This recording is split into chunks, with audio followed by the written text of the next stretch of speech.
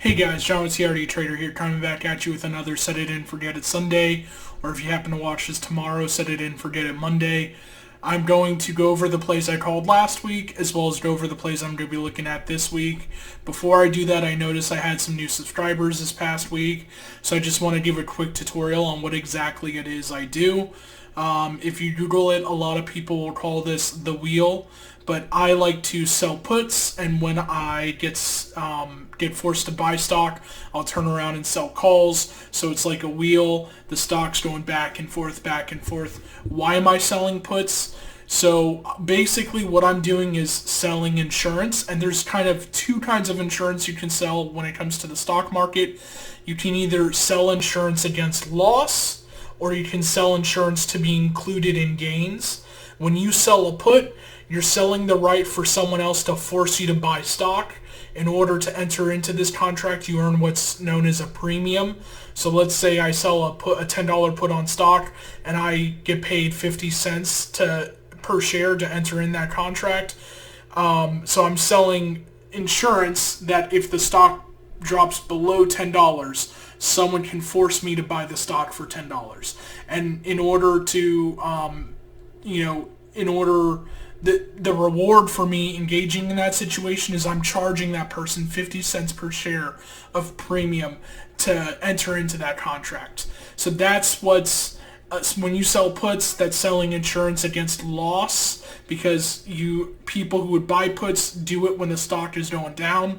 Conversely, the other kind of insurance you can sell is insurance to be included in gains, and that would be selling calls. So when a stock is skyrocketing, a lot of people, or when people think a stock will skyrocket or a stock will go up, they will buy calls, and that's the other way around. Someone pays you a premium in order to force you to sell your stock to them.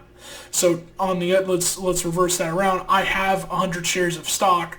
It's currently a market value of $10. I go into the market and I sell a call for 50 cents per share. That's the premium I'm earning. If the stock goes above $10, the person can exercise it and force me to sell my stock for $10 per share to them. So if the stock goes up to $15, during the time that I've sold the contract before the expiration date, I will be forced to sell my stock for $10 a share. And so that's where the wheel comes in. I sell insurance against loss. I sell puts to people who own the stock, and that's where you get the most premium. And then if I get forced to buy the stock, I'll turn around and I'll sell calls. And so those are the two kinds of insurance I'm selling that makes the stock go round and round and round. So why would I do this? For some stocks, such as MVIS, for instance, I know this one kind of like the back of my hand. Or not why would I do this, but what are some instances where it can be highly profitable to do this? If you look at MVIS, it's kind of a trader stock. It bounces up and down. You see it's bouncing up and down, and you can kind of get a channel between which it trades. And so if we look at the last month it's been trading at, lowest of the low at about $13. Here's a floor of support at $13 right here. And in about the last, last week, the last 2 weeks, last week and a half, it's been trading at above 14. It'll fall, it'll bounce off this level of support, it'll go up, it'll come back down, bounce off support, go up. So where I'm making money is if I sell a put at, let's say, $14 right here, I sell a put at right here.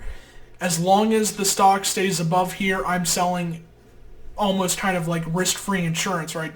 Of course, nothing's completely risk-free, but as long as the stock stays above that $14 limit, if it trades sideways or if it goes up, I'm making money. As long as it's not going down, I'm making money. And so for stocks that kind of trade sideways, this is a great way to earn 1 or 2 or 3% return a week without doing anything. And most stocks, they might gain 10 or 12% in a year. Here I'm making 1% a week, so that's why I really love selling puts. Let's go with the calls I called last week. So I like to keep myself accountable. I review my calls from prior week. So there's going to be a couple of buckets here. Most of the stock I called, none of it got exercised, so you kept the premium free and clear. 4 of them got exercised. Of the 4, or maybe it was 3. No. Yes, this is also the one that got exercised here. What was Marathon? I don't think I called. Wait. Give me 1 second, guys. I'm not sure what's going on here. Expired. Oh. The only reason it said exercise is because I didn't have... If you see when I delete this, I have an auto formula here. That's why it's... Okay. So yeah, I had 3 stocks. I had 3... Well, we'll go over that in a minute. There's 2 general buckets here. There's 2 main buckets. I had stocks that I called a floor on, and they didn't get exercised.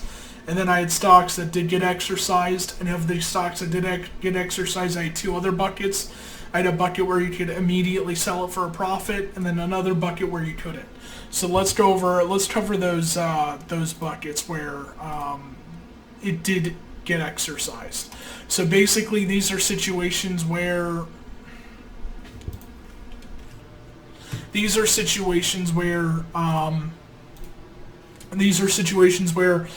you know, I sold a put, I didn't accurately guess the floor, and because of that, the stock market value of the stock fell below what our contract strike price was, and I was forced to buy stock.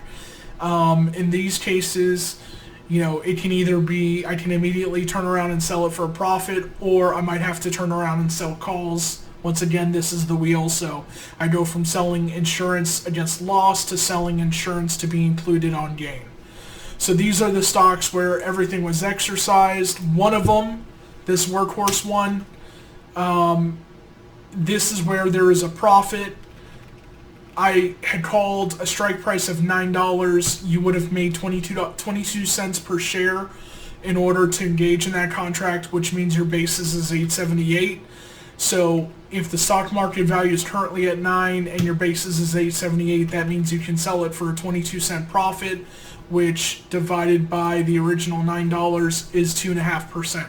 So you can see even here when I didn't guess the floor right, you still made a 2.5% return on your money. The other 2 options where you can't immediately exit the position because it's not profitable to do so, Riot and Hood. Basically, I'm not going to go through the basis and the strike price, but you can turn around, you know, if you were at this position, you're kind of stuck in stock, but you can turn around and sell calls. Now, this is turning around and selling the insurance to be included on upside potential. People want to be included on a stock that skyrockets up, and that's why they would buy calls. You can turn around and sell calls and make 3% on your money for Riot and almost 2% on your money for Hood if you use a strike price of 45 and 36. And you can get this from your brokerage, right? So if we look at Hood, we go to options, we go to, what was our strike price? We want the strike price to be pretty close or above our basis. So our basis is 44.20. So our strike price, I just went ahead and round up to 45. So if we look at 45, we go to calls, look at 45. We're going to sell this in the market. You can get 75 cents per share to sell this call. So you're going to make $75 on this contract. And so you turn around and you're making 2% on your money. Even though you're stuck in the stock, you're still making money on the stock by, you know, doing in increments of 100 and being able to sell contracts on them. All right, so these are the 3 things that, you know, I would have gotten exercised on this past week. One of them you could have sold for a profit. 2, you have to hold on to them, but you can turn around and make 2% per week on your money by selling calls. Now let's look at the stuff I called that didn't get exercised. This is all the stuff that expired out of the money, meaning that you kept the premium free and clear. You weren't forced to buy the stock. ASO, Blink, Fubo, Halliburton, Marathon, NVIS, Six Flags, Tupperware, Viacom. You got various interest rates from 1.5% as a good average. Viacom is a little lower at 1%. Tupperware was at 5%. So yeah, if you average all of these, you're looking at a 2% average if you got one of each pie right. So you can see, this is pretty good. You're earning 1 to 2.5% per week. You're lucky to get, 0.2% in a bank account. You're lucky to get 12% a year in an S&P 500 index. And here you're getting 2% a week. So 2% a week times, 52 weeks, it's 104%. Or if you compound it by keeping the premiums and reinvesting them, it's a lot of money. So this was last week's calls. Let's look at my upcoming calls. Let's clear the filters here. Filter back again. All right. So I'm looking at Academy, Sports and Outdoors, Blink, Fubo, Halliburton, Marathon, a Microvision, Riot 6, Tupperware, Viacom, Hood, Workhorse. I am getting, ROIs ranging from... Is this the right week? Yeah, this is the right week. I'm getting ROIs ranging from 0.5% on Viacom to 4% on Academy. Now, it's important to note that Academy is not a 1-week put. There's a couple of options here that are 2.5-week puts. They're normally 1 month, but we're, mid-month, and so this is not a 1-week put. There's roughly 2.5, 3 weeks left on this. So be wary of that when you're looking at these ROIs that, 3.5% sounds really good, but that's over 3.5 weeks, so that's really like close to 1% per week, as you can see right here, 1.2% per week. But yeah, so if we just look at the 9/10s, if we're just looking at the 9/10s, you can see anywhere from 0.5% for Viacom all the way up to 2% for MVIS. So, let's look at the average, 1.5%. So I try to aim for 1.5 to 2.5% sometimes, or to average 1.5%, so if I could get 1% and 2% and then average together, get 1.5%. That's what I'm shooting for per week, 1.5%. These are some of the options I'm going to be looking at. I hope you learned something. I hope you're in the market, and if you're not in the market, at least paying attention. Guys, like, subscribe. If you have any stock you want me to look at, mention it in the comments below. Have a great night, and let's make some money, guys.